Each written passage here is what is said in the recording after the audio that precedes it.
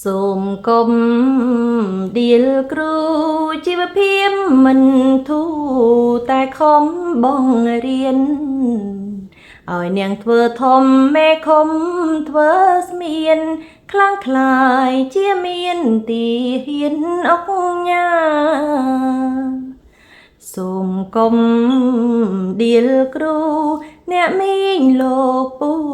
បណ្ឌិតបរិញ្ញាអាដាមជំទាវនិស្សិតសិក្សាដែលមានវាសនាធ្វើធំជាងគ្រូដៀលគ្រូមិនល្អទោះបីគ្រូក្រ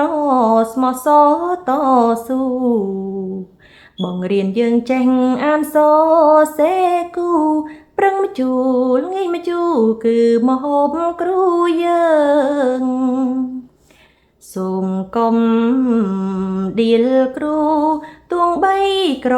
យូរក៏មិនត្អូញឡើយធ្វើម្ដេញកំព្រេងលេងល្បែងគៀងកាយឲ្យគ្រូមិនស្បាយកេងខ្នើយក្រក្រៃសូមកុំដៀលគ្រូជីវិតដូចលូគេកប់ក្នុងដីតែគ្រូប្រឹងរួងចែកចាយរាំងស្មីដល់ញាតិប្រុសស្រីផុតក្តីអន្តរាយ